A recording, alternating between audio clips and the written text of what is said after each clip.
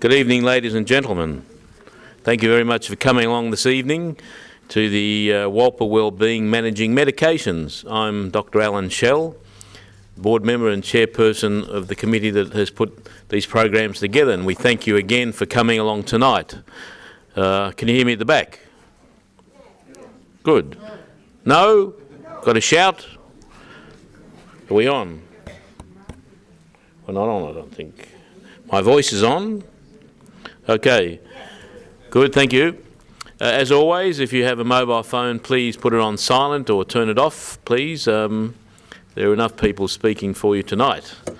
Importantly, this evening has been also co-sponsored by Magen David Adom, who's been in Australia as an organisation since 1946 and celebrating 85 years in Palestine, Israel. And I'm going to call upon, before we have the formal evening, I'll call upon Rolly Nagel, President of Magen David Adom New South Wales Division, to just have a few words about that wonderful organisation. Please come over and welcome Rolly Nagel. Thank you. Thank you very much, Alan, and good evening, ladies and gentlemen. New South Wales Friends of Magen David Adom is very proud and delighted to be associated with such another fine institution, the Wolper Hospital. I'll try to put this in here. Wolper Hospital, for this evening on a very interesting topic, managing medication, so I'm looking forward to that. Of course, there's a synergy between MDA and the Wolper because it's all about caring for people, treating people, saving lives, and I'd like to think that both organisations do that extremely well. You may or may not be aware of Magen David Adom, but essentially it prides itself in being Israel's largest volunteer organisation of about 13,800 people altogether working for the organisation. 12,000 are volunteers and the remainder are actually staff. So the person who is an ambulance driver or who answers the phone when you dial for an emergency is most likely to be a volunteer. Also, the organisation doesn't receive any government funding whatsoever for the amazing work that it does. And that work comprises responding to 680,000 calls a year through its 1,000 ambulances and other vehicles, and attending to, accidents, to acts of terror, to little injuries from babies and even pregnancies. But it's in particular the acts of terror where whenever we look at the news we see a Magen David Adom ambulance, and unfortunately in the last month or so, and I've just returned from Israel this morning, there have been just far too many of these incidents that have occurred in Israel. The Sarona at the food market there, 4 people killed, 16 injured. Magen David Adom was there straight away. In Hebron, Mickey Mark, father of 10, was murdered, and 3 of his family members were seriously injured. Also, a 13-year-old girl was stabbed, and murdered whilst asleep by a 17-year-old.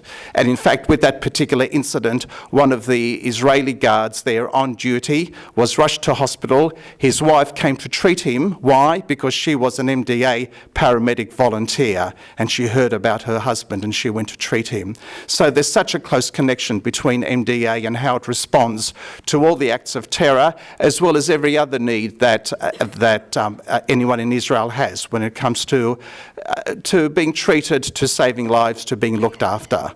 And it's also a blood bank, and it does so many other wonderful things. So we're very proud of the organisation. I'm particularly proud to be president. And what I'd like to do is to invite you to our main campaign, which this year will be on Sunday, the 31st of July. There are flyers about that. We have an amazing guest speaker. We're so proud that we've been able to secure her to come. And this is Noah Tishby, who is an Israeli actress and producer, and in particular very well known for her activism on behalf of Israel. She straight away responds to any criticism of Israel through her online websites and social media, and she's very capable and effective in using her acting and producing talents to also stand up and be an activist for Israel. So we really hope that you can come to that event. Also coming will be from Israel, a young paramedic by the name of Aaron Adler. Last year, MDA New South Wales proudly dedicated a Medicycle, one of these first responder motorcycles, following the death of a father and son, Yaakov and Nathaniel Littman. You may know the news, may recall what happened last year. They were on their way to their daughter's and sister's wedding, and they were also shot dead by terrorists. And it happened at the same time when Marai was doing, amongst the school students, were doing a fundraiser for MDA. So linking the two together, we decided to dedicate a motorcycle in honour of the Littmans, and indeed Aaron Adler is the paramedic who actually drives that particular motorcycle. So we're very proud and excited that he's going to come. He's a delightful young man with a lot of emotion and warmth and feeling, and I know what he will be conveying on that evening, Sunday 31st of July at the Intercontinental will, I'm sure, be of tremendous interest to all of us and very inspiring, together with Noah Tishby. So I hope you'll be able to come, and I look forward to seeing you there. So what I'd like to do is wish you well. I hope that you enjoy the evening on medications. Hopefully no one takes too many medications, but if they do, we'll probably be told why we should or shouldn't, and that'll be all following through. So thank you very much, and once again, thanks to Wolper for the opportunity and the privilege to partner with you for this evening. Thank you.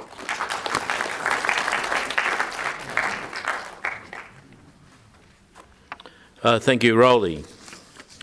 Okay, this evening on managing medications, we have two guest speakers, three actually, myself included, Associate Professor Peter Gonski and Dr. Ben Basger, both of whom have a strong association with the Wolper Hospital. The topic we chose this time was because there's the issue of what we call polypharmacy. That is, nearly two-thirds of people aged over 75, and certainly those over 60, take at least one or more or four or five. And I could say, in doing a survey around the room, there'd be very few people who don't take at least one or two prescribed medicines. That's a fact. And certainly from about the age of 40, when things like blood pressure and diabetes sort of creep in the system, that often prescribed medicines are given to you. And as a GP of almost 40 years out there practicing the art of medicine, I'd have to say that there's a drug for everything. But in doing that, there's also the side effects of those drugs, and the fact that for many of us, as we get older, some of those drugs, in fact, we may be having too many on board, we may be not managing them well, and therefore this evening's managing medications. Can multiple medications be hurtful or harmful? And as always, we will have the panel, the three of us, sitting out here in the front answering your questions towards the end of the evening. So without further ado, we're going to introduce Associate Professor Peter Gonski, who in fact has a comeback evening. He was here last year talking about dementia. He's a well-known staff specialist in his region of South Care. He's part of the Aged Care Rehab clinical stream. He's part of the board of the South Eastern Sydney Local Health District, and of course he's a very qualified practicing specialist geriatrician. I'd like to now introduce Peter to talk about mastering the medicine maze. Thank you very much, Peter.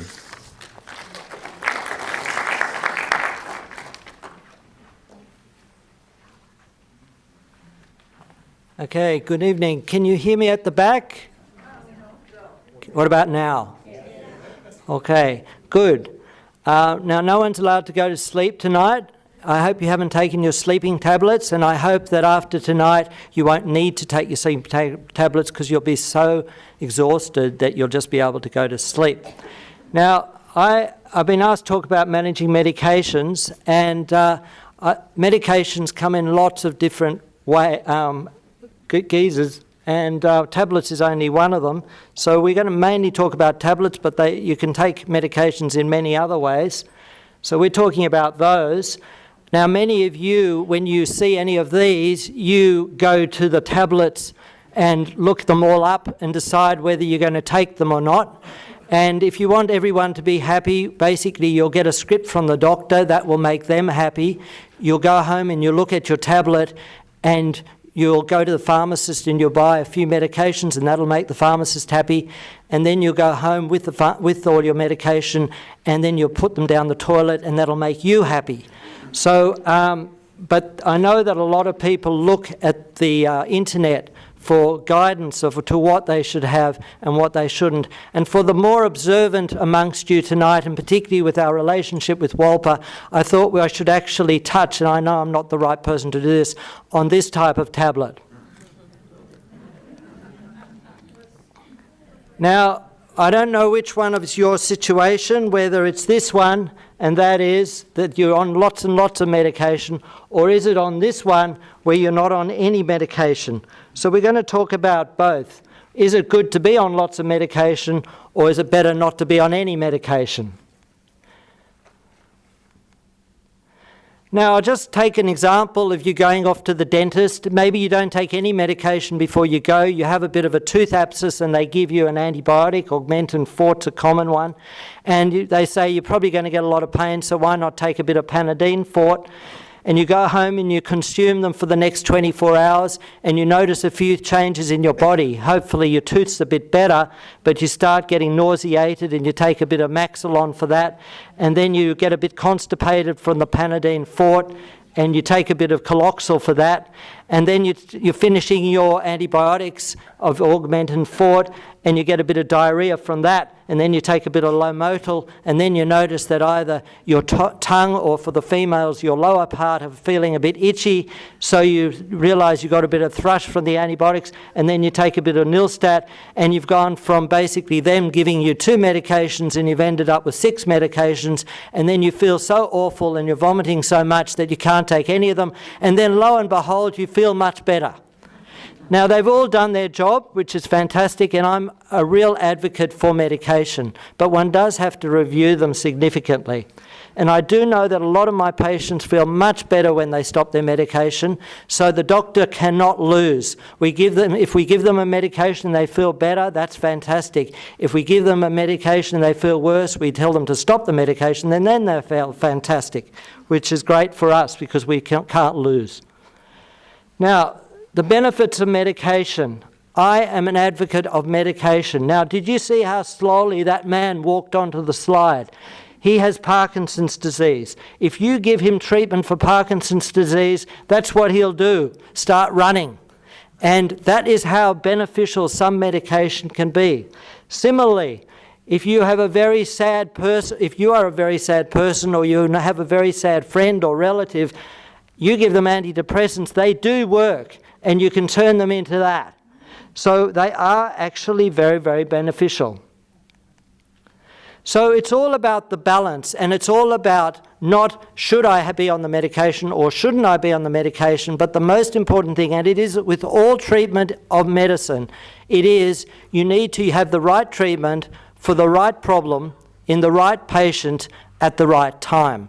And that's what we have to balance. And it's all about balancing the effects, the benefits of medication versus the incredible side effects and interactions as you take more and more medications. And I'm hoping that at the end of the day and at the end of a review of your medication, that the effects and benefits are by far better than the side effects and the interactions.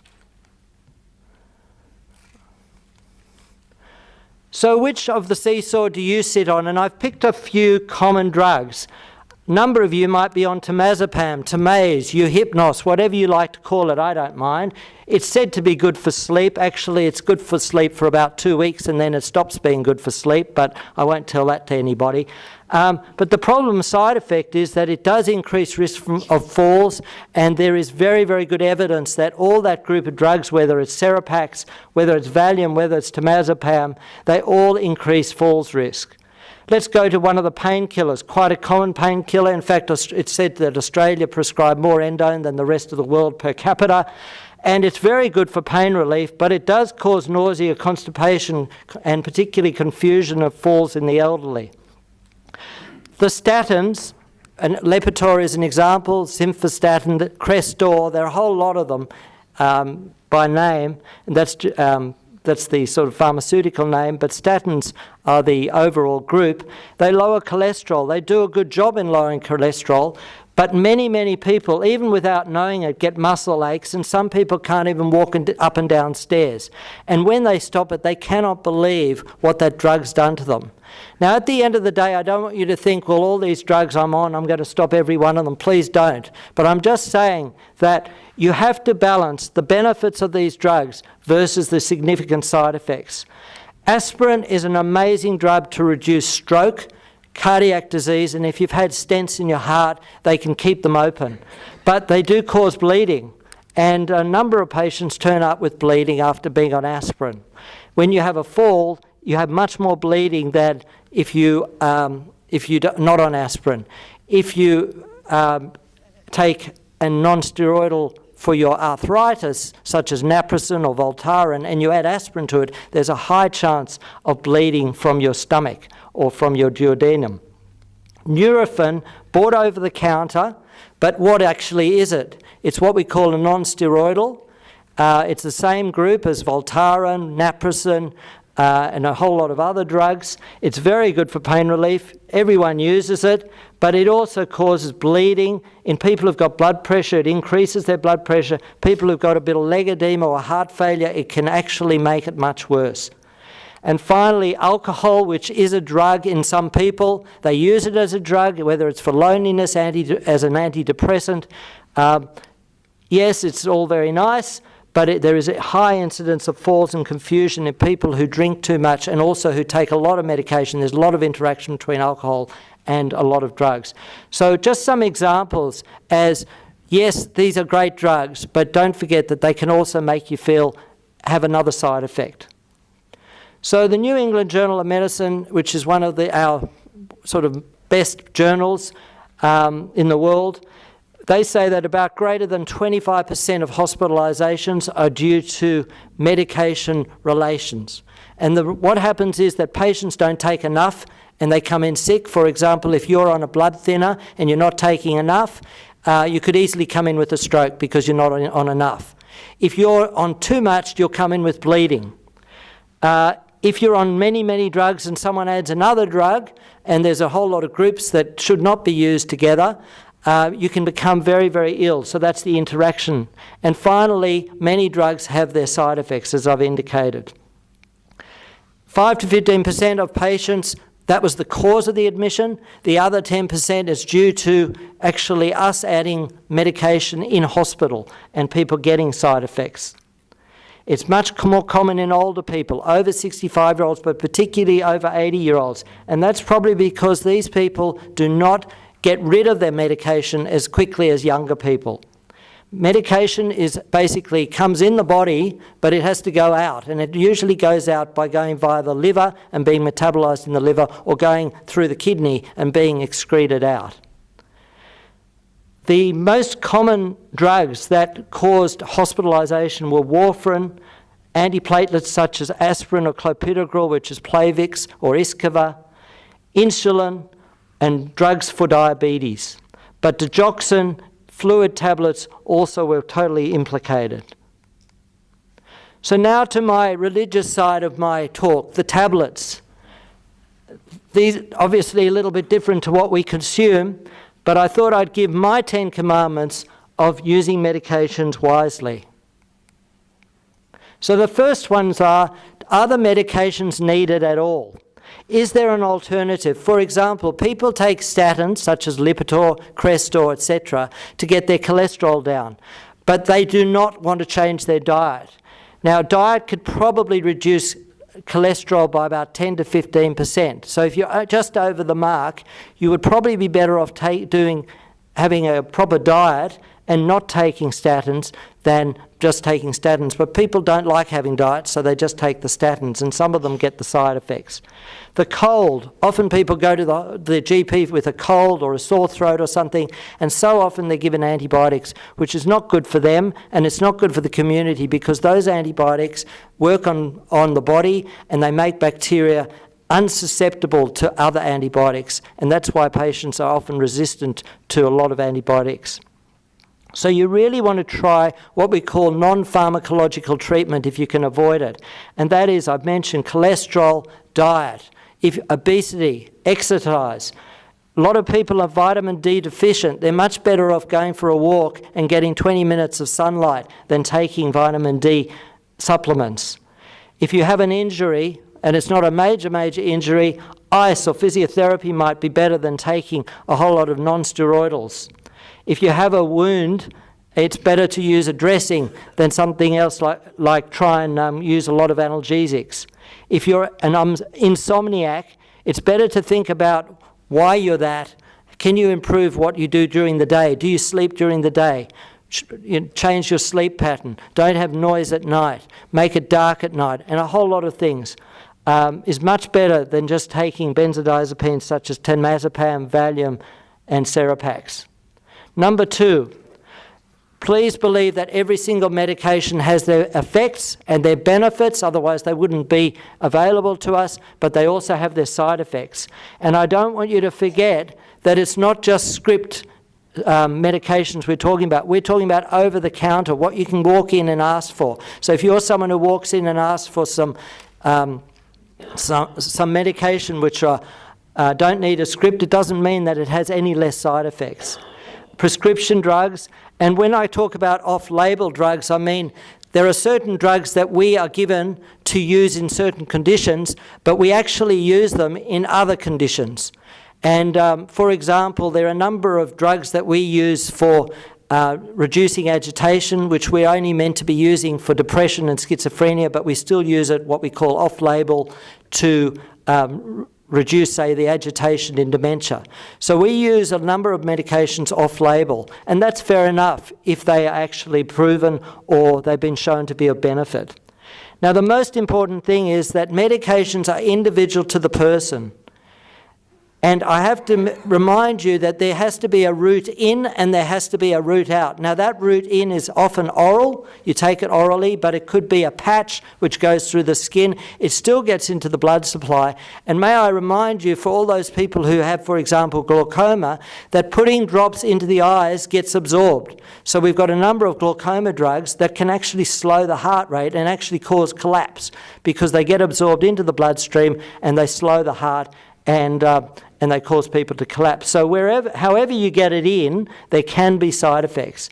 And of course, as I mentioned, there has to be a route out, liver and kidney being the most often. And if there's anything wrong with your liver and kidney, or it's not quite as good as other people's, then you're going to have more in your system, and that's going to cause more side effects, more interactions. So number 3, the more medications you're on, the more problems you're going to have. Now, Alan mentioned polypharmacy. Polypharmacy is defined at probably greater than 5, possibly greater than 4 medications. Now, if you are on 4 or 5 medications and you're taking them 3 times a day, and you're also on a whole lot of over-the-counter medications and a whole lot of vitamins, you could be ending up taking at least 20 or 30 tablets a day.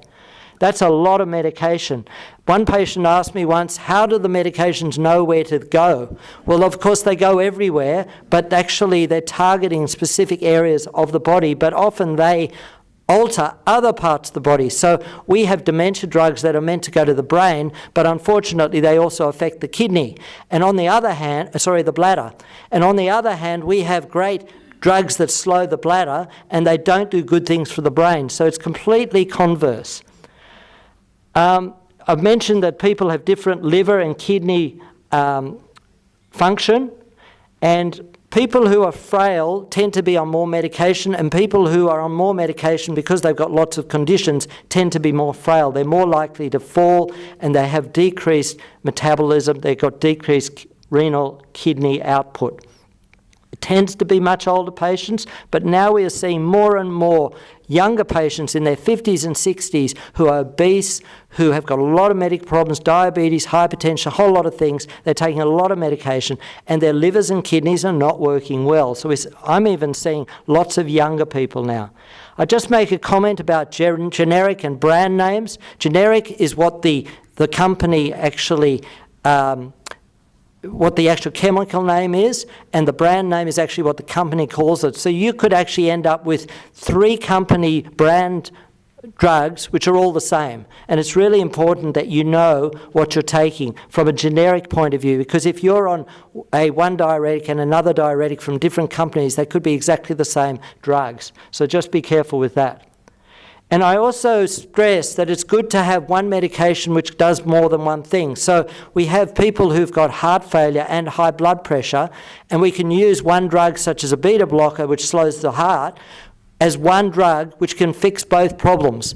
Whereas we've also got blood pressure tablets and we've got heart failure tablets, which you could use both, but it's much better to use one if you can get away with that. It's always important to have a medication review, and I'll come back to that. Number 4, try and avoid taking medications to counteract side effects. So in my dentist scenario, people were taking things for nausea and constipation, and it would have been much better if they reduced their painkillers and reduced the dose of antibiotics. They didn't have to stop the drugs, they just had to reduce the doses, and the side effects would have gone away. Changing the timing of medication.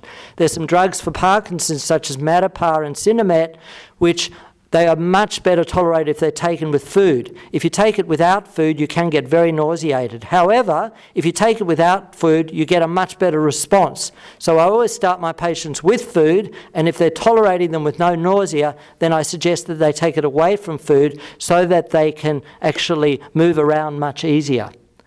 As I said, don't necessarily abandon the medication, but changing the dose, reducing the dose can be quite useful.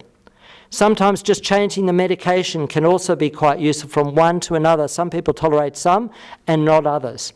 And then at the end of the day, stop interacting medication. So I told you that there's a drug for dementia which does terrible things for the bladder, and there's a bladder drug which does terrible things for the brain. So if you've got a brain problem and a bladder problem, what do? You're probably much better off with neither of them.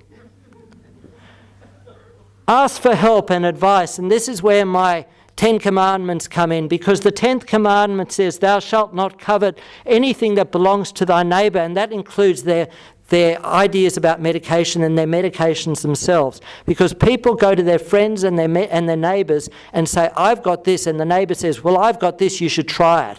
And it's not a good thing, because they do not know what's really wrong with you, and they certainly don't know the metabolism and the excretion of your body. So I would suggest you avoid their advice on that medication. Pharmacists can be incredibly resourceful. GPs particularly can be very resourceful to review your medication. And just remember that everyone reacts to medication in a very different way.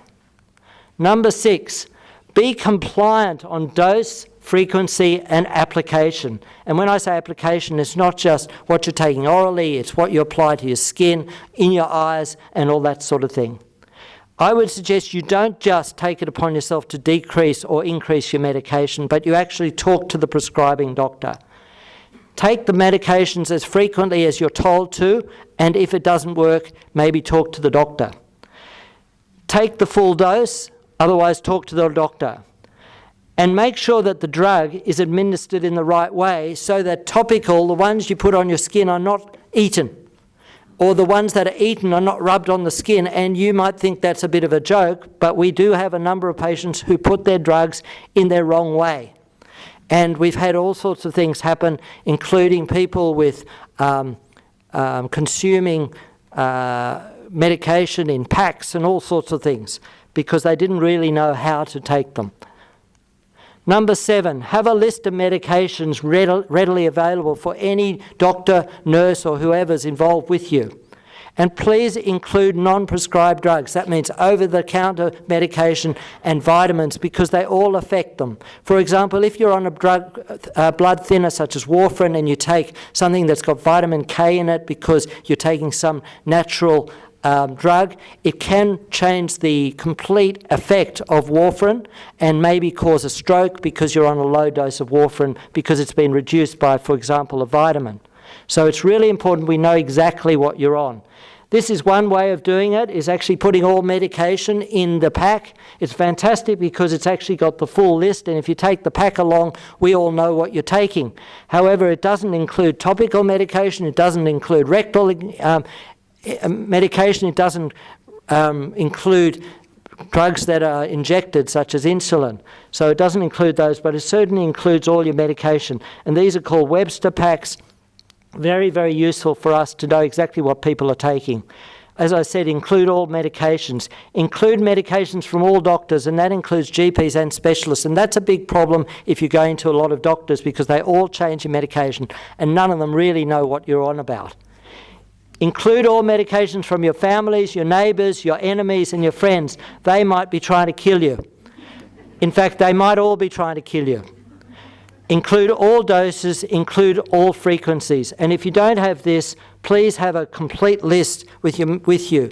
Now, we took a study. We went into our emergency department and we asked the patients what they were on, and they told us. We then rang up the GPs and said, what do you think your patients are on? And then we looked at the medication charts that the resident doctors had written for the patients being admitted. And it was only about a third of patients that had 3 lists that were identical. So people don't actually know what you're taking, and the best way I find is to look at these, but I actually go into people's homes and ask them to show me where the medication are, and I go through all the medication that they've got in their home. Are you taking this one? Are you taking this one? Number 8, report side effects back to the prescribing doctor, because many of the side effects will be able to be reduced by just decreasing dose or the way you're taking them, and not abandon the medication. Now, just a difference between an allergy and a side effect. A side effect is an abnormal effect from a drug, such as nausea, vomiting, diarrhea. An allergy is when you get an effect which is something like a bad rash or an anaphylaxis, like people get from nuts. That sort of thing. And people do get anaphylaxis from medication. So there's a real difference there, because if penicillin allergy was very common many years ago, and people come along saying they've got a penicillin allergy.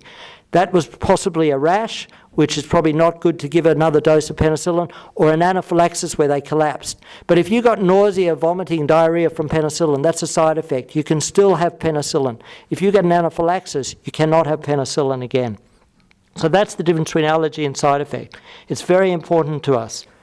Now, many people, particularly depressed people who I put suggest antidepressants, they nearly always ring me a day later and say, I've got all these symptoms.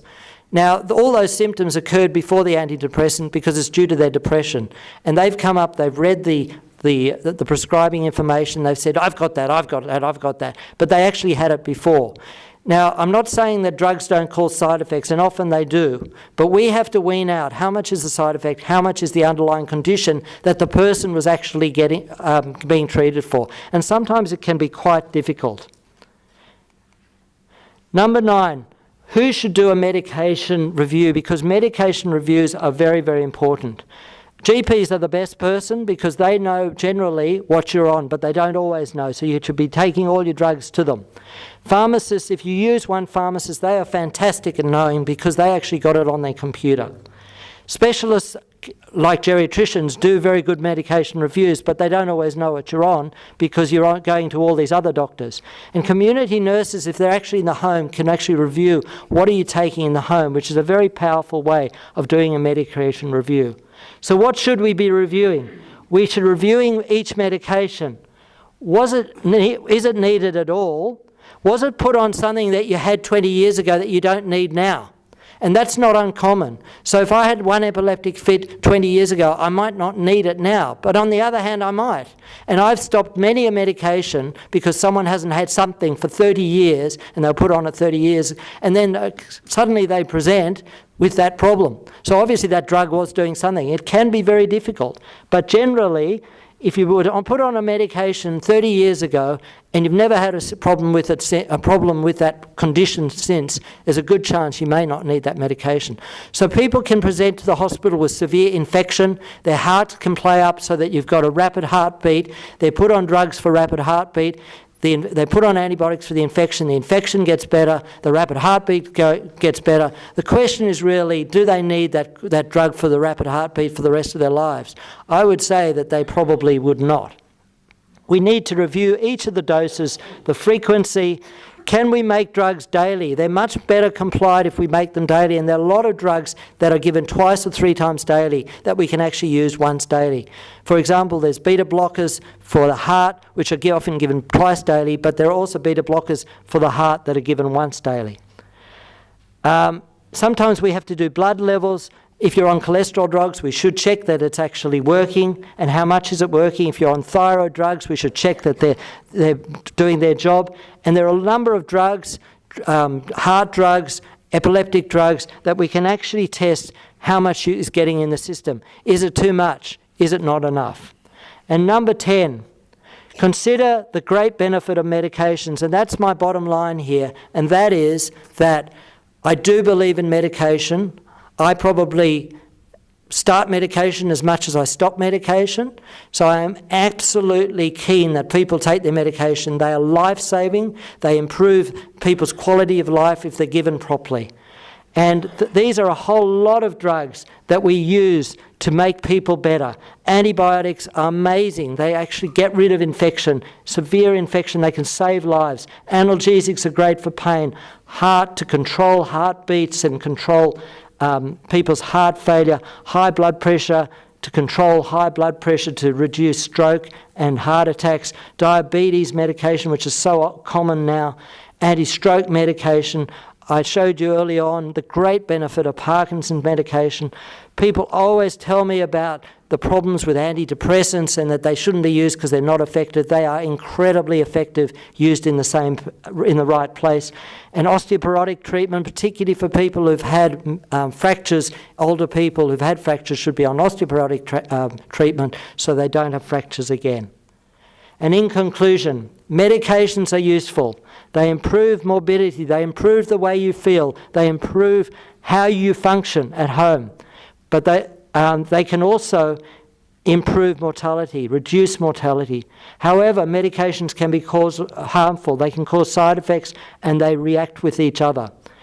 And medication review is critical. Is the drug necessary? Is the dose right? Is the frequency right? Are they taken properly? Thank you very much.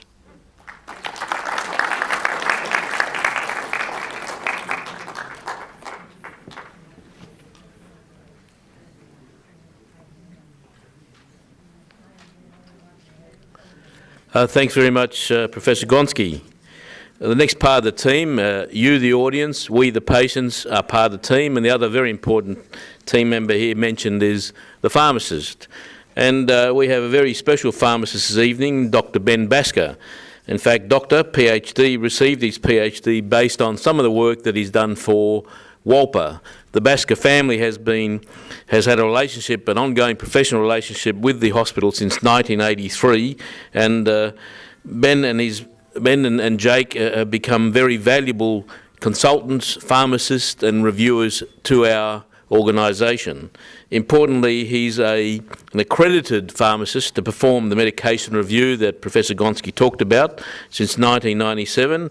He's also a tutor and lecturer in the discipline of pharmacy practice, University of Sydney, and he's actually been awarded a number of prizes for being a clever fellow. So without further ado, we're going to bring on Dr. Ben Basger. Thank you.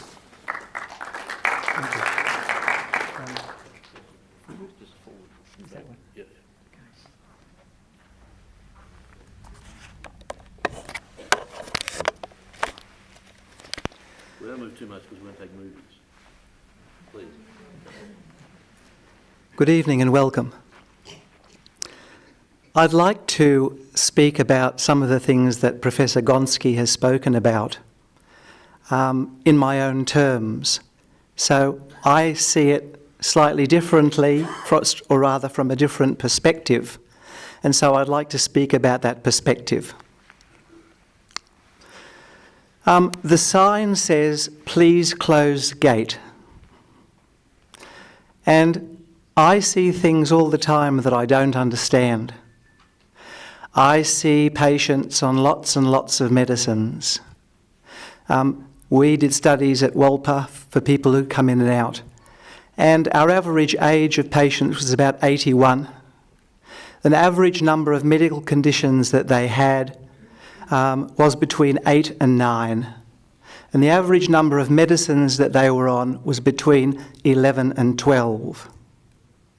Now, this 11 and 12 included prescribed medicines, over-the-counter medicines, and Dr. Blackmore's, and Dr. Google. It included medicines that were taken regularly and medicines that were taken irregularly. And I look at it, sheet after sheet of medicines, and I think to myself, how did it get like this? It seems easy to prescribe, but it doesn't seem easy to deprescribe. Is it possible to add and add and add? Is there a rule that says if you add one, you must subtract one? Apparently not. And so patients end up swallowing heaps of tablets every day, and sometimes they become a bit tired of this and decide to miss 1 or 2 or 3, which may be important or maybe not, to give their epiglottis a rest. How did it get like this? I mean, all our patients are under the care of a caring, experienced GP. This GP has had information from guidelines about what should be prescribed for this particular condition and that particular condition. The GP has continued medicines that a specialist has prescribed.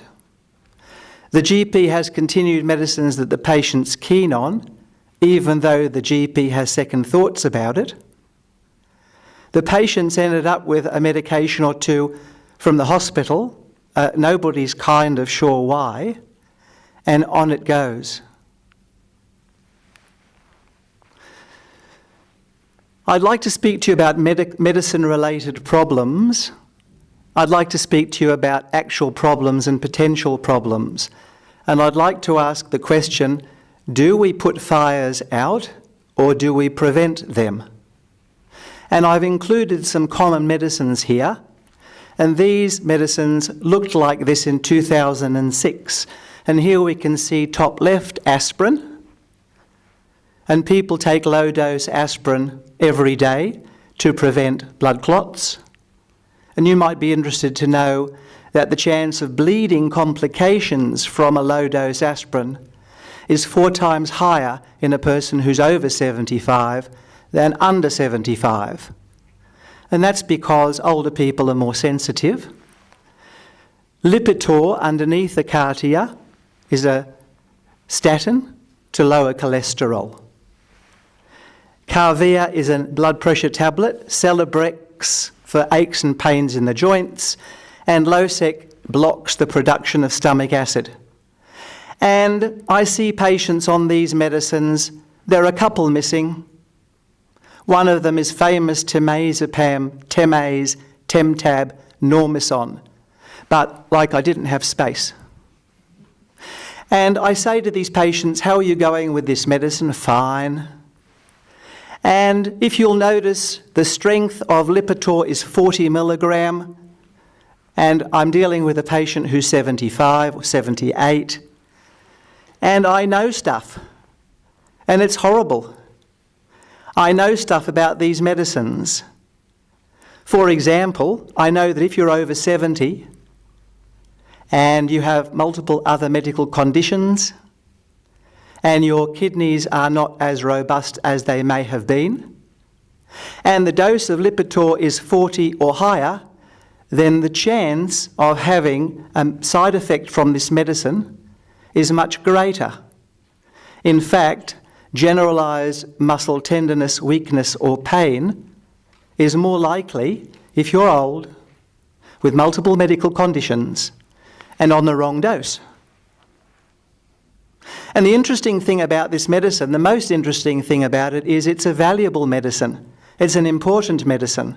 It's a life-saving medicine. But I like to see oftentimes the dose reduced in people who are older. And so I know, and it's interesting, if the dose is halved from 40 to 20, the efficacy is not reduced by that much. The efficacy is not halved. I know that the efficacy will only be reduced by about 10% or less. So I say to the patient, have you always been taking this medicine? And they say, yes, I've been taking it for years. And I'm looking at 2006 and I say, have you been taking it for 10 years? I'm not sure. Longer? Don't know. Shorter? Probably not. And there's an interesting observation that I'd like to make. In 2006, the manufacturers made this medicine, these medicines, that looked like that, as they do in 2016. The manufacturer made these medicines in 2006, and they are the exact same potency and strength of the medicines in 2016, the medicines that are being swallowed today. The exact same potency and strength. However, you are not. 10 years have gone by. There's a story, if it's not broke, don't fix it. Should we be putting fires out or should we be preventing them? And so when I do a medication review, one of my commonest recommendations is the appropriate dose of this cholesterol medicine. Now, I'm picking on specific examples because, for example, more than 40% of Australians are taking a cholesterol medicine like this. And so there's a good chance that a lot of you will be taking this medicine. Celebrex is a non-steroidal anti-inflammatory drug for aches and pains in the joints. It's a very effective drug, but it has a number of drawbacks. And a problem I have with it is that if it's used each day, then the drawbacks may come out. And what can it do? It can irritate the gut. It can affect kidney function. It can raise blood pressure. And it's poison for people who may have a weak heart.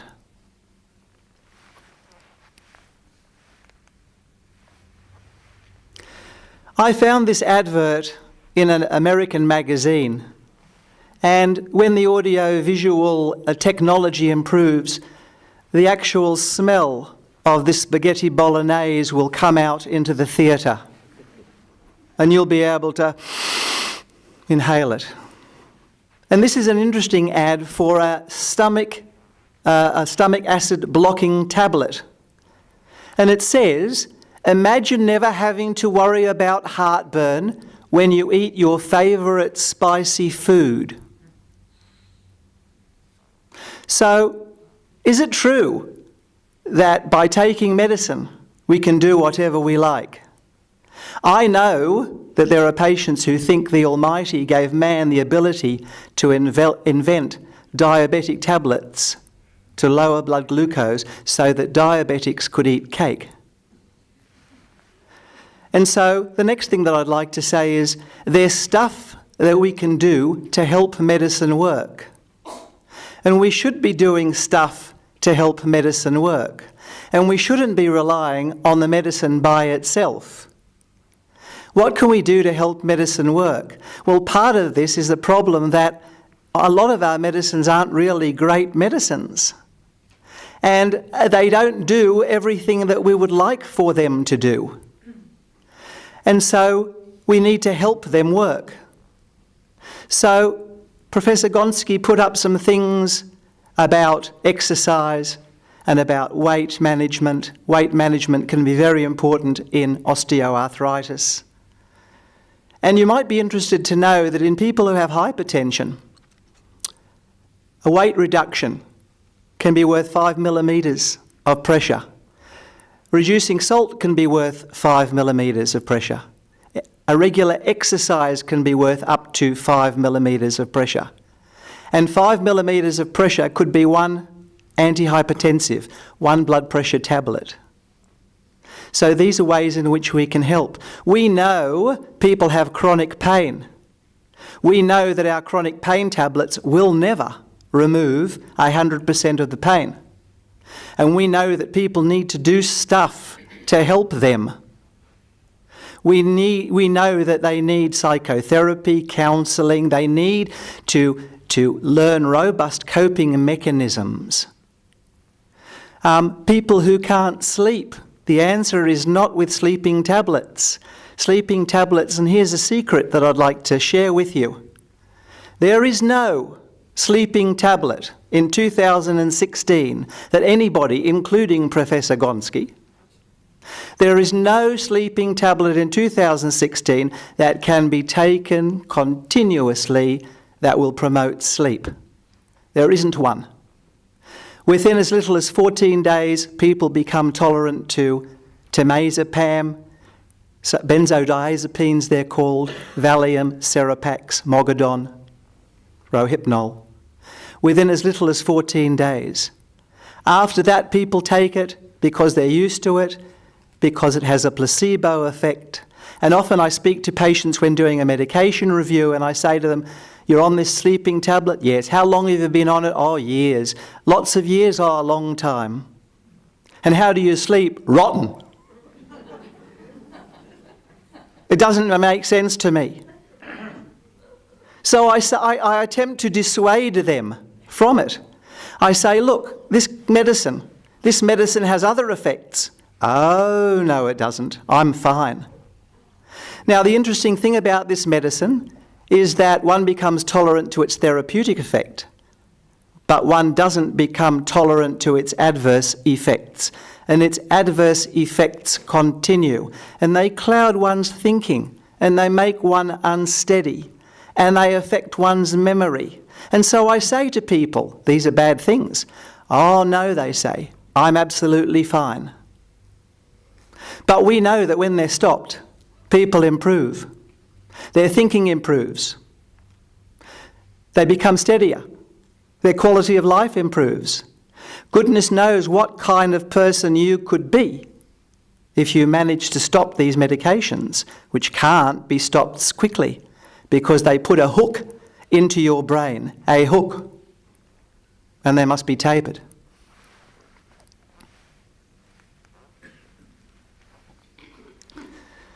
When I do a medication review, there's only two things that I want to know. Does the medicine cause harm? Does it work? It's two simple questions, and getting to the bottom of it can take a very long time. And with respect to the sleeping man, he's here at the lecture sleeping because temazepam was taken last night. We know that older people are more sensitive to the effects of medication, and in fact, while we expect the effect to be terminated early in the day, the effect can continue from the night before. It can continue up till midday or further because older people are more sensitive, their brains are more sensitive, less robust. Their liver, which is supposed to detoxify these medications, does it less efficiently, and their kidneys are a little bit weaker. And so I have a picture of dead fish. And I'd like to tell you my dead fish story, but I'd like to preface it. We have a wellbeing program at Wolper, and I was speaking to a number of falls risk patients. And a husband and wife came. I think the husband was 88 and the wife was 86. And she said to me, "I'd like to speak to you about a medication that I'm worried about. My husband is taking Lyrica, pregabalin. It's a so-called nerve pain tablet. And every time I speak to him, he falls asleep." And I said to her, "This sounds like a relationship problem rather than a medication-related problem." And she said to me, "Don't be cheeky." And I said, "And yes, so he falls asleep," and I look over at him and he's asleep. So she gives him a shake. She says, "Furthermore, he's very unsteady on his feet and he's forgetful." I said, "Well, what's his pain like? Where's his pain?" "Here and there." "What?" "Yes, it's here and there." "And what's his pain like?" "Well, I think his pain's exactly the same." So I said, "Let me clarify for a moment. He's got the pain which is kind of not affected by this medication whose dose is going up and up. And he's falling asleep and he's unsteady on his feet and he forgets things." "Yes," she says, "what should I do?" And so I'd like to tell you my dead fish story. It's a very short story, and it goes like this. If it looks like dead fish, and it smells like dead fish, and it feels like dead fish, then most probably it's dead fish. And the reason I tell you this story is because I believe in your gut you have a lot of common sense. You didn't get to the age that you are without having a lot of common sense. And sometimes the things that you believe are true. And sometimes the common sense that you have should be voiced in questions. And this lady said to me that the neurologist is very keen on this medicine. He's very keen, insinuating that she doesn't want to disappoint him. Please, you have a lot of common sense. If you have a feeling that something's amiss, voice it. There is no such thing as a silly question. All silly questions need addressing. Medicine-related problems can be caused by too many medications, the wrong dose of medication, misprescribing, and the wrong dose could be a statin, which hasn't been reduced in dose in a sensitive way, or there is also underprescribing. And sometimes medications are missed. I can give you 2 examples. Number 1, there is what we call an evidence practice gap between the prescribing of anti-osteoporotic medicines and people who have had fractures. We find that there are people in the community who have had a fracture, but they are not receiving specific anti-osteoporotic medicines. Now, we know that they are very effective, these anti-osteoporotic medicines, and we know that the time to benefit from them, it can be in as little as 11 months, which is impressive. Here's another example. We know that influenza vaccination is a very potent thing to do because it's cheap and it's virtually painless. And the consequences of a chest infection in older people can be very serious. We asked 100 patients over 65 at Wolper whether they'd been vaccinated against influenza, and 60 said yes and 40 said no. Well, that's quite interesting. Under prescribing, like this young lady who's dentally challenged. These medicine-related problems can be found out at medication review.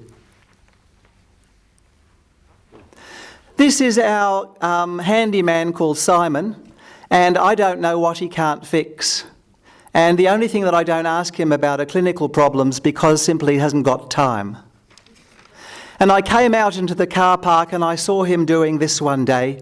And I looked at it and I immediately thought it was a medication-related problem. And I went up to him and I said, Simon, this is the most blatant medication-related problem I've ever seen. And he looked at me blankly. This was an altercation with a car.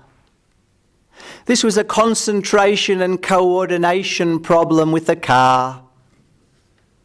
What kind of concentration and coordination problem have medicines caused?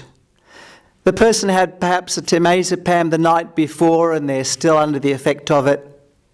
They're on an opioid for chronic pain, and the opioid can cause similar problems, concentration and coordination problems, daytime sleepiness, unsteadiness, confusion, memory problems. They also might be on a chronic pain tablet like Lyrica. This is a terrible, terrible medication-related problem.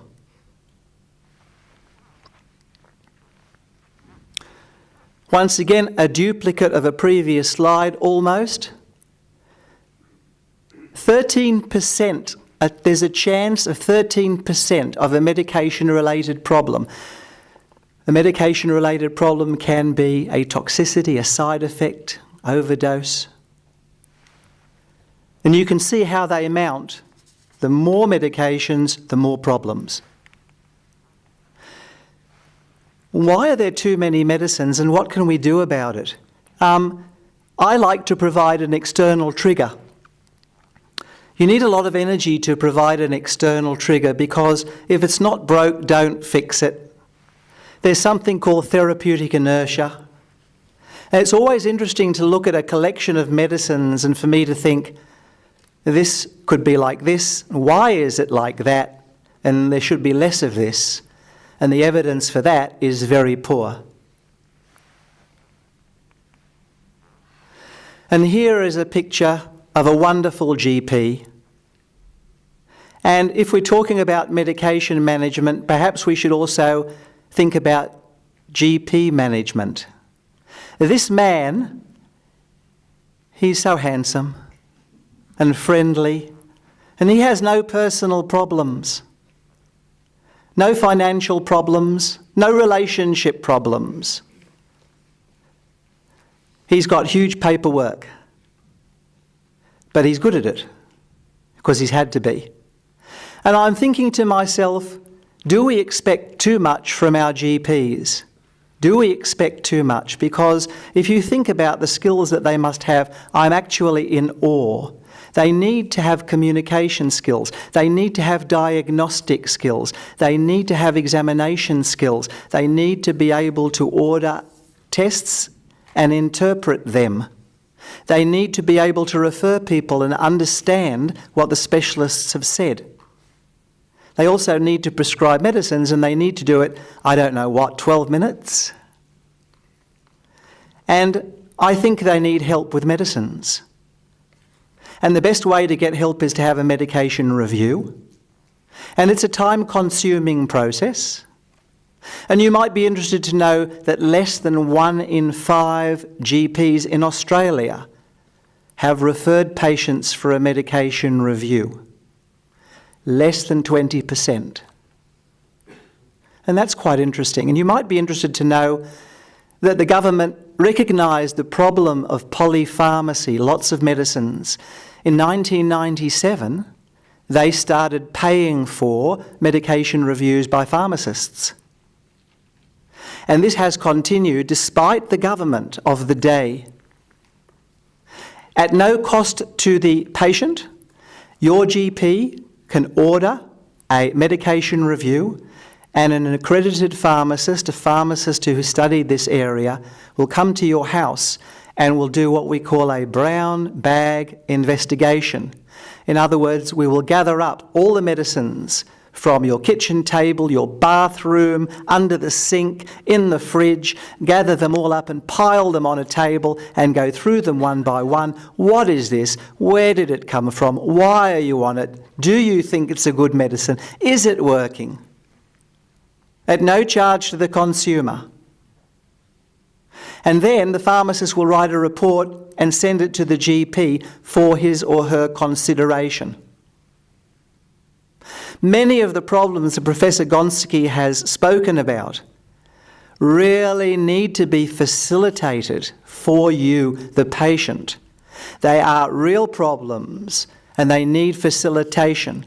And that can be done by a medication review, which your GP can order, and any accredited pharmacist can come and do it for you. One associated with your own pharmacy or not.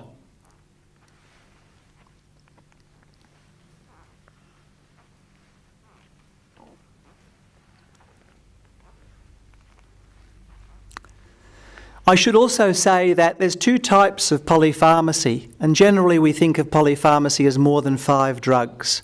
There's appropriate polypharmacy, the use of an anti-osteoporotic medicine in a person who has a fracture in their spine.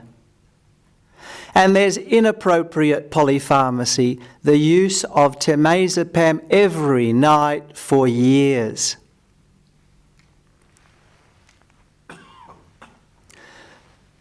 There's something called deprescribing, which is a way to deal with the problem of polypharmacy. And deprescribing should be a part of what your doctor does. And these are the conditions in which it can be considered.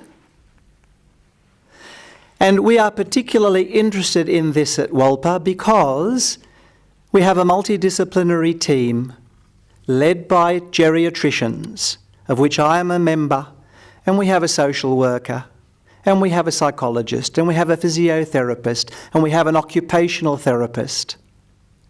Because it can be quite an issue to deprescribe medicines.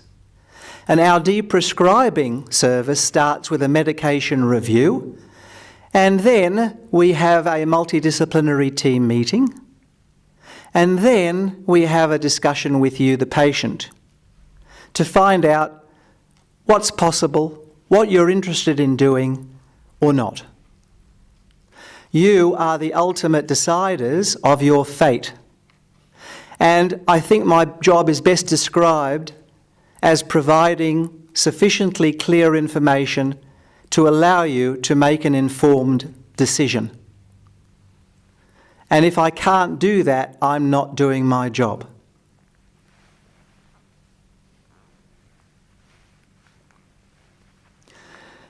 Some results of deprescribing. You might not think you can reduce or withdraw antihypertensive medication because it's supposed to be perhaps viewed as there for life.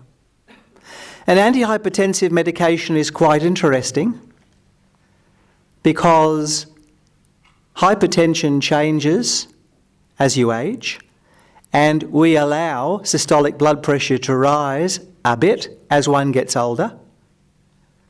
And a man came to me and he said, I'm on too many medicines. I want to stop some medicines. Which ones can I stop? I said, well, which ones are you on? And he showed me. He said, I'd like to stop this blood pressure medicine. Can I ever stop this blood pressure medicine? What do you think about these blood pressure medicines? And I said to him, well, it depends what your target blood pressure is. And he said, well, what's that? Now, everybody has a target blood pressure. And your GP is the best person to tell you what your target blood pressure is. And so I said to him, have you never known what your target blood pressure is? He says, no. I said to him, tell me, do you have a car? He says, of course. I said, is it a good car? He says, it's a Kia. And do you look after it? Yes, I service it regularly. And when you service it, do you fill it full of oil and petrol and whatnot? Yes. Do you put pressure in the tyres? Yes. What do you put in the tyres? 200? I said, what? 200 kilopascals. Whatever that is. He says, 200 all round. He says, it's 32 pounds per square inch. I said, so let me get this straight. You know what the pressure in your car tyres should be, but you don't know what the pressure in your blood vessels should be. Now, as long as you keep your blood pressure below your GP's target, that's all you need to do. And as I said before, you can do other stuff. Weight, salt, exercise.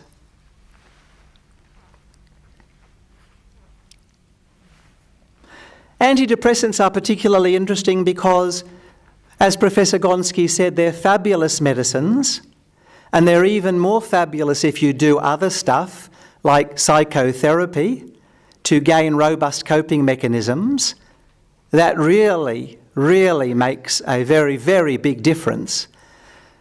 But I see people who have been on antidepressants for 10, 12 years, and I say to them, tell me, why were you put on this medication? And they tell me about an event that happened 12 years ago, a feeling that happened 12 years ago. And I say to them, tell me, have your circumstances changed? One lady said, the bastard left. So, if the circumstances have changed, and I said, and how do you feel about that? She said, well, the person said, well, you're quite right. You know, I've been on them for a long time. I hadn't thought about it. Maybe this is what's happening. Yes, they are fabulous medicines, but people change, circumstances change. Here are examples of medicines that have been safely deprescribed. Stomach acid blockers are particularly interesting. It's been recommended that once a year, a stomach acid blocker like Nexium esomeprazole, Losec omeprazole, pantoprazole. It's been recommended that once a year your GP attempts to cease them. And why? I spoke to a man, I said, how long have you been on this tablet that blocks the production of your stomach acid? He said, 12 years. I said, why? 12 years ago I had some heartburn, indigestion, and the doctor said I should do this, and that was 12 years ago. Now we know these symptoms come and go. 12 years ago he began, and he's taken it virtually every day. And I said to him, do you know, or was it explained to you, why the acid's there in the first place? Why? Who put it there in the first place? And there's 3 reasons that it's there, and many of you will be on these stomach acid blockers. Number 1, acid starts the process of digestion so that food can be absorbed lower down in the gut. Number 2, acid kills microorganisms that we have on our hands and in our food. And number 3, there are certain things that need acid to be absorbed. Calcium needs acid to be absorbed, which is an interesting interaction because many of you may be on calcium carbonate tablets for osteoporosis, the absorption of which is very poor if there's no acid. Why is there no acid? You're on an acid blocker. Calcium is best absorbed in an acidic environment, iron, magnesium, and vitamin B12. Vitamin B12 is quite interesting because vitamin B12 levels feature in the differential diagnosis of different neurological diseases, like dementia.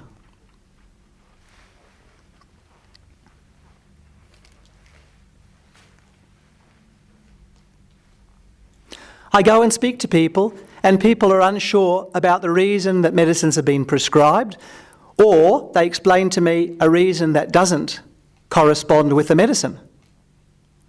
A lady yesterday told me that she was taking a medicine to block her production of stomach acid for burping. Now, burping is a wind problem, and I'm not sure that blocking the production of stomach acid can have anything to do with wind. The medicine might not be needed anymore. I know it seems ridiculous, but you can come along and you can say, I don't think this medicine's needed anymore, and the person will say, by golly, you're right. Why didn't I think of that? The risk of harm exceeds benefit. Temazepam at night.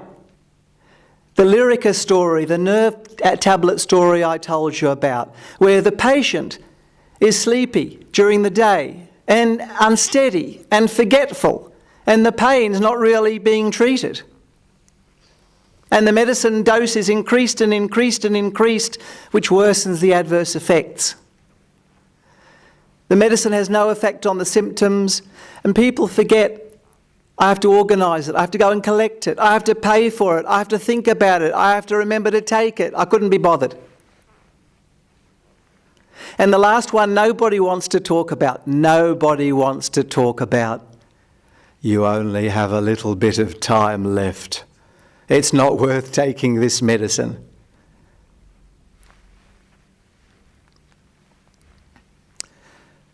I wrote a brief summary. The first point, a very, very good way to cause an adverse effect from a medication is to start at a normal dose. If you're over 65 and you start at a normal dose, it's always best to start at a half dose or a quarter dose. Your pharmacist can help you with this. Your GP won't mind. Most medicines should be started at a lower dose and worked up. Start low and go slow. We should talk about treatment goals with a GP. What should be my target blood pressure? What should I do to help my sleep? We have a very good question that I speak to pharmacy students and pharmacists about. A good question to ask patients. We ask patients, when we get a prescription, we say to them, what else did the doctor tell you to do besides use this medicine? What else did the doctor tell you to do besides use this medicine? And it's a bit of a confronting question, but usually there's always something else that a person can do. Can I turn this around and suggest that when you see your GP, you say to your GP, what else can I do to make this medicine work better? Now, the GP might fall off his chair in surprise, but it's worth asking the question. There are some things that one can't do. If one's on thyroid replacement, nobody can do exercises for your thyroid gland. You can't talk to your thyroid gland. Do things that helps medicine work. We don't have good medicines oftentimes. And you need to do other stuff for sleep, for pain, for mood. All these things may be amenable to psychotherapy, talking to a counsellor, getting your head around the problem, developing robust coping mechanisms. And try to make sure that polypharmacy is appropriate. Support the GP to support a medication review and the process of deprescribing. If we can help at Wolper in any way with this process, we're happy to do so. And if you're interested in further information, when you leave, you're welcome to record your name on the front desk.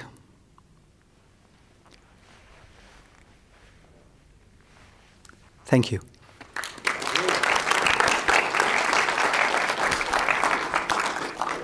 Thank you, Ben, and I think thank you, Peter, and I think we have a lot of food for thought, and obviously we don't go out and just suddenly stop. We actually go slow. We deprescribe over time, and we do it together as a team. So I'm now going to invite the two guest speakers and myself to come up the front so we can answer some of your questions and to make this a very informative evening. So, Michelle, who have you got up there? Okay. No hands? No questions? Up the middle there, the white gentleman. White? Wait, we'll just get a microphone for you so we can all hear. Listening to the lectures, I'm on medication myself, and nobody mentioned the fact that you should take a generic drug or an ordinary drug. I myself prefer not the generic drug whatsoever, because a friend of mine had an adverse effect by changing from the normal drug to the generic drug. And I'd like the panel to tell me what, I haven't changed myself, but is this true that a generic drug can upset a person? Well, over the many years that I've been in medicine, we know that the original drugs are produced, they're branded, and over time the patent comes off, and for other reasons generics should be of equal value to that original drug, and sometimes that doesn't happen, as we know. So I'll hand over to the pharmacist to perhaps explain that a bit better. Thank you. The generic drugs are regulated to be identical to the branded drugs. However, the patient has invested in that particular look, the feel, the colour. They have invested their own thoughts, their own feelings, their own beliefs. And this is a more likely reason for there to be a difference than for there to be a difference in the medication itself. There is, however, there is a caveat there. There are going to be, unfortunately, some of the audience and people outside who buy a generic drug online, and therefore there's no guarantee, of course, that that has been tampered with, changed, or the original drug. So that is an issue for everybody, and therefore if you're going to be prescribed something that should be the same, then it obviously has to be through a correct dispensing pharmacist. Okay. I think in the end we should expect that the highly regulated, and we have the TGA, we have the Pharmacy Guild, we have pharmacists like Ben and all his colleagues who do look out to make sure they are getting the right equivalent dose for you, and for the GP to know that that's been prescribed. And we do know now that more often than not, you're in hospital and you come out with a generic or the actual product, and you're given a different colour and a different what could be a different strength even sometimes for the same product. So unfortunately those things can happen. And of course, as everybody's mentioned, as one gets older, and you have to look at, typically the branded product is around for 12 or 13 years before somebody can copy it, so that you are changing, as Ben said, from 206 to 216 with a generic now being prescribed. There can in fact be a difference in your physiognomy that has changed, and therefore there's a potential for side effect. Would you agree? Yep. Another question? Down in the middle there, thank you. We'll wait for the microphone. Thanks, Ruth.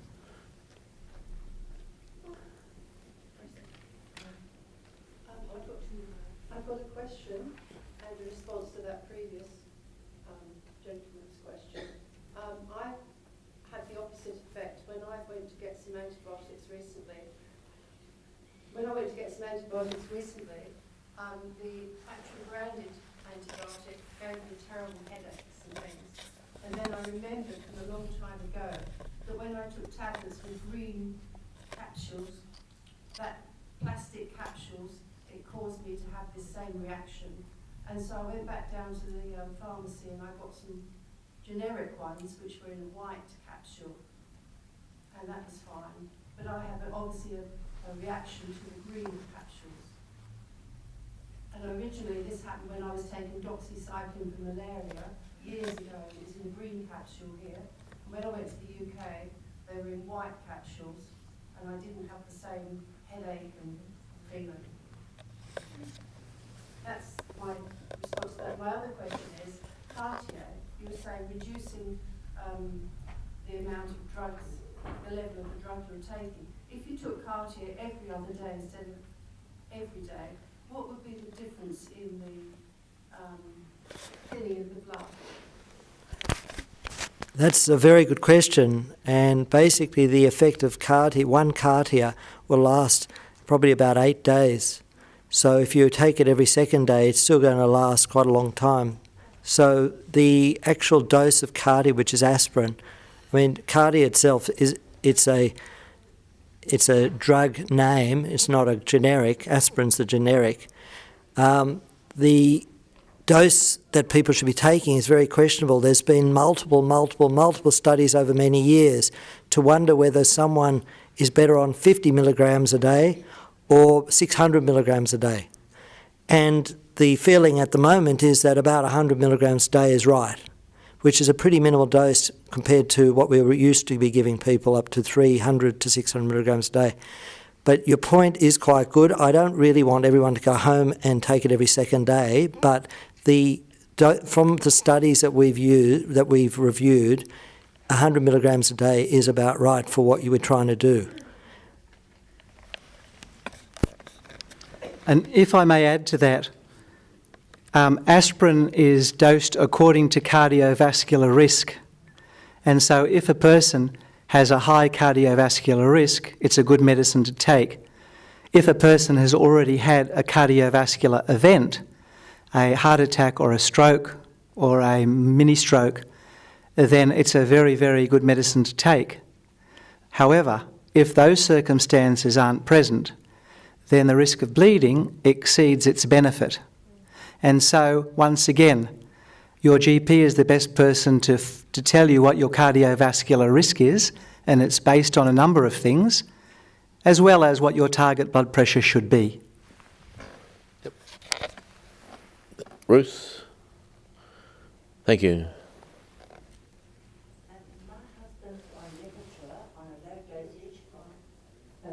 My husband's been on Lipitor of a low dosage of 20 mg for many years, and I've spoken to the GP about it, and he won't take him off it. And I don't think he needs it.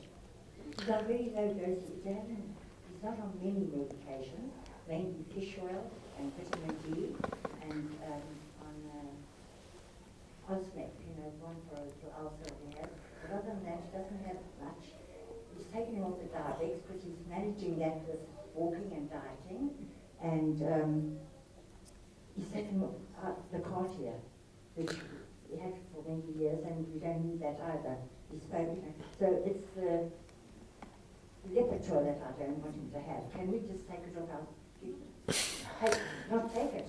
Yeah, okay. Now, the first thing is that we're not your doctors and we can't give you advice. That specifically. I think generally people have been put on medication for all the things that we've heard this evening, for cardiac risk. We know that over time having high cholesterol increases your risk of heart attacks and stroke and damage to small vessels. Second to that, we know that if you were started on some of these drugs over the age of 80, the evidence base is that, well, that's not a very good thing to do because of the side effect potential. Stopping drugs, as you're asking, is not our job to say yes or no. You must decide that together with your doctor. You must look at all the issues we talked about tonight, which is looking at diet, exercise, because exercise absolutely should be promoted all the way through the ageing process. And I think that cholesterol, in fact, comes from a long study, the Framingham study, and other studies that show that if your cholesterol is lower, you have something like a 25% lower risk of heart attacks and stroke in some patients, and therefore adding the lipid-lowering drugs is very important. There's also controversy, and you mentioned, and I would be stopping the fish oil if you ask me, because you're better off having not the dead fish, but the fresh fish. And that fresh fish and vegetables are much better than some of the other things you may be taking, because they're the things that help the body rather than adding tablets that may have the side effects that both our speakers have talked about. And I wonder if the others would like to comment. I'm often asked, can I stop this? Can I stop that? I don't like it. My doctor won't do it. He wants to continue. And it's interesting to try and take the guesswork out of it by looking and saying, what is it prescribed for and what is the risk of taking it and not taking it? That can be worked out at a medication review to take the guesswork out of it and help you and the GP make a decision. For statins, if you have had a cardiac event such as a heart attack, if you've had a stroke, or if you have had problems with your legs due to poor blood flow, that's atherosclerosis, statins are very useful. If you've never had any of that and you've just had a cholesterol reading, then it goes really back to what Ben said about he was talking about blood pressure as to what your blood pressure goal is. It's the same with cholesterol. And particularly for people over the age of 75 years old, they really there's not been studies to show that if you have never had a cardiac brain event or hardening of the arteries in the legs, that statins are of much use to you. I might just say, though, that if you have had a cardiac event, and particularly if you've got a stent in or you've had a myocardial infarction, then those drugs can be extremely useful. So it is really, I guess, secondary prevention in the elderly. In the younger patient, you do really want to try and get the cholesterol down to a reasonable level. Yeah, up the back. Michelle, thank you.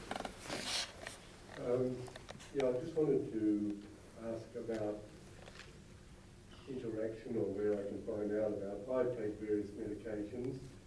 I also take probiotic capsules and krill oil capsules.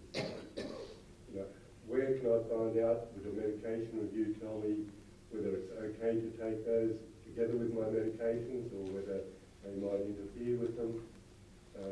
Or most of these ancillary things okay? That's a great question. What one needs is a drug interaction database. In fact, one needs more than one drug interaction database. One needs a complementary and alternative drug interaction database as well as a prescribed medicine and over-the-counter medicine. And it's one of the things that I suppose, for want of a better term, I'd call a no-brainer when we do medication review. There are a number of things that we always should do when we do medication review. One is to check interactions. One is to ask if you've been vaccinated against influenza and pneumonia. One is to work out how efficiently your kidneys are working so that we can adjust any medications that need adjusting, because the kidneys are responsible for getting rid from the body of certain medicines, and they're function falls off with age. So drug interactions is one of the crucial parts of doing a medication review.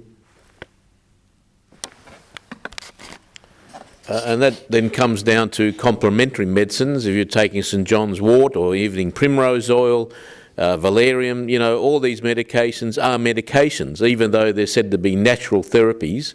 The issue is that, and Ben will agree, that for some patients there can be severe interaction. Even for some people, having too much grapefruit may stop the uptake of some of the drugs they're taking. And I think that I'd just like a comment on the issue of complementary medicines. How do you see that as something that's very important for your review? Complementary medicines are interesting because the evidence base for them is lacking in many areas. If one has robust finances, then it's good. If one has advice from some of the people that Professor Gonski listed, your enemies, the postman, he's a particularly good source of advice. There's no shortage of experts in the world. A lady told me last week that she was taking krill oil to thicken her hair. And her hair, she's sure that it's a lot thicker now than it was last week, which I thought was remarkable. We should use it.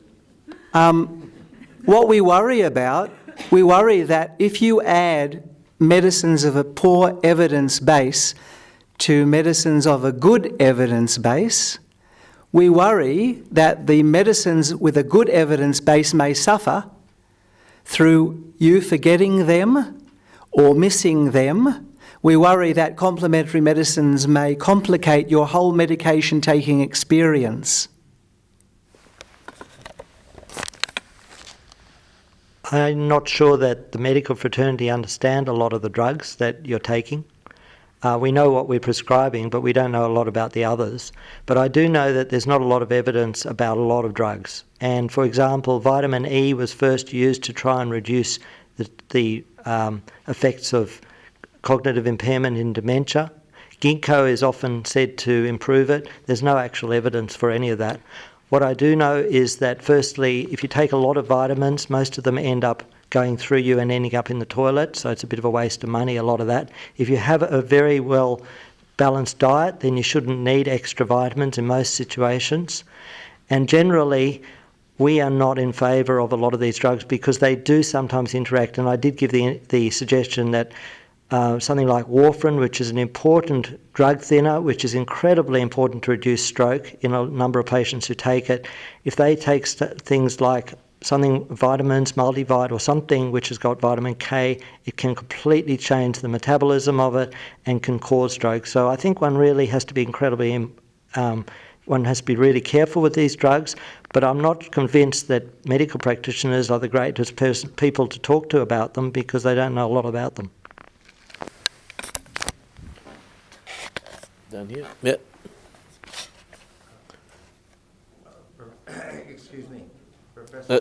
The lady next to you first. Yeah, you can come next. Okay. I would like to have right up to now. I would be looking forward to answer the question, what is the normal cholesterol level? I'm hearing two different views. One, that the measurement went down, the more people will buy cholesterol tablet on one hand. On the other hand, I heard that all the people who have cholesterol live longer than the people who have lower cholesterol. Which of the two is the correct one? And what is the normal reading of the cholesterol?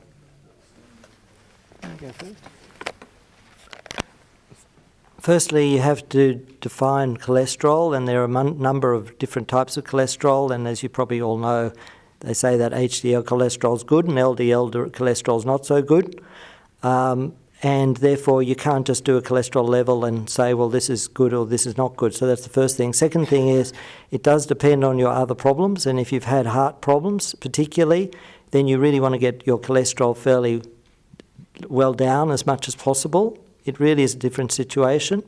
If you actually look at the pathology results, they say that if it's over 5.5 total cholesterol, then that's abnormal.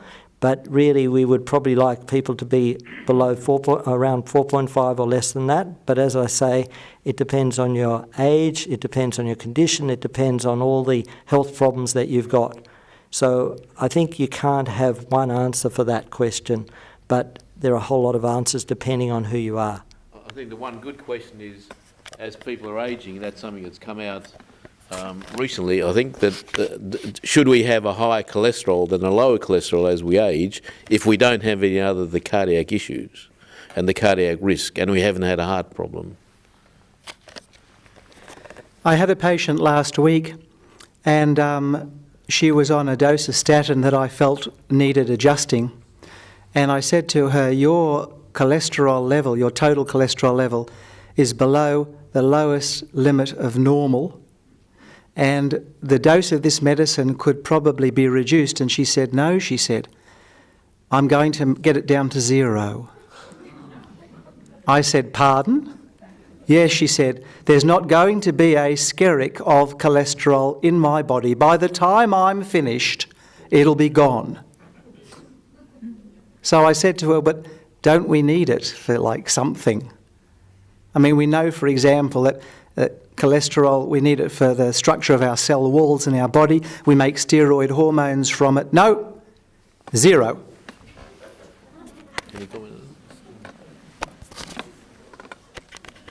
I'm more concerned about the effects of the statins rather than the actual cholesterol level, and there is some evidence that in people who don't have heart disease and strokes, that if they take, in older people particularly, it can make their memory worse.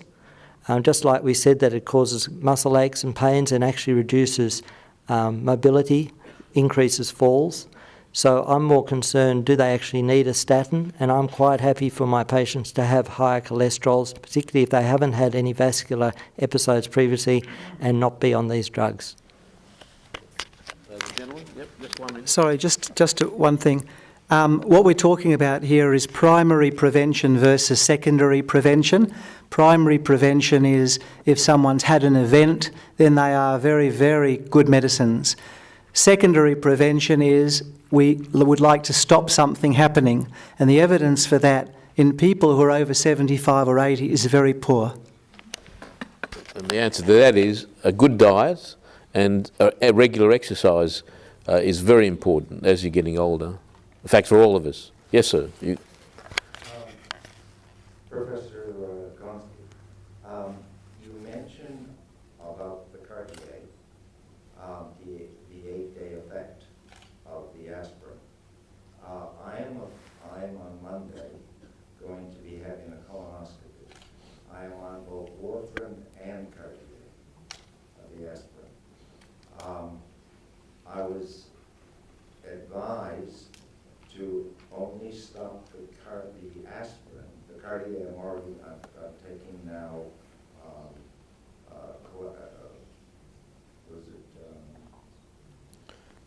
in substitute for warfarin, Clexane, is it? Clexane. Yeah, Clexane. That's for the warfarin substitute. I've been advised only to stop the aspirin on the 1 day of the event, of the colonoscopy. Is that sufficient? Again, you're asking, the proceduralist has advised that that's what you take. So generally, they will have a protocol that's appropriate for you as the patient, and they will, in Australia, certainly have vast experience in doing lots of those oscopies on patients, and therefore people like yourself. So if that's what they've been advised, I don't think we're going to change that, but I'll certainly let Professor Gonski comment. Yes, the question issue, question profile. Yeah. Okay, in our blood, we have 3 major blood cells. We have red cells, white cells and platelets. Red cells carry the oxygen, white cells fight disease, and platelets are really responsible for clotting. And what aspirin does, it basically defunctions a platelet. So that platelet does not work. So you take 1 aspirin and your platelets will not work properly. That means that they won't stick to each other. Now, the life of a platelet is 8 days. So if you take, but not all of them are still, not all the platelets in my body are 8 days. Some of them are 1 day old and others are just about to die at 8 days. So you basically get some platelets that if you take an aspirin today and one platelet is 1 day old, then basically you're stopping them very early in their life, and others you're stopping late in their life. So in fact, even if you stopped it for 3 days, you probably would have half the effect compared to if you stopped it a week ago. So basically the other thing about things like colonoscopies and other procedures are you only have to stop these things if they're going to do something to you. Just sticking the tube up doesn't actually require you to stop these drugs, but if they're going to actually biopsy something or take a polyp off or cut a hemorrhoid out or something, they don't want you to bleed a lot. Now, if you're on warfarin, you're going to bleed a lot from warfarin because warfarin's a really good blood thinner, and that's why they want you off that. And they've given you a drug to substitute that, which is a very short-acting drug which you can stop just about the day before, well, really just about before the procedure, and it won't have that bleeding effect. But with regard to the platelets and the aspirin, basically you should be stopping it a week before if you want to get rid of all the effect, but if the person who's doing the procedure is happy that you sort of get rid of half the effect, then a few days is enough. Okay, well, I think that we certainly have had a very good informative evening from our guest speakers, and thank you for your very good questions. Obviously, we continue with our program in the future. We have Julie McCrossan coming back. We have the Forgotten Cancers, which include pancreas and stomach, on Wednesday the 7th of September. And finally, we have Am I Too Fat, or Am I Fat, on the 23rd of November, looking at our change with age, diet and BMI, and we hope that will be a very interactive and informative evening. As always, we have the registration sheet outside. If we haven't met you before, we don't know you, please put your name and email. We'd like to keep in touch. And as always, we thank you, the audience, for being here tonight, and I'd like to thank the panellists here for being here. So thank you and have a good evening.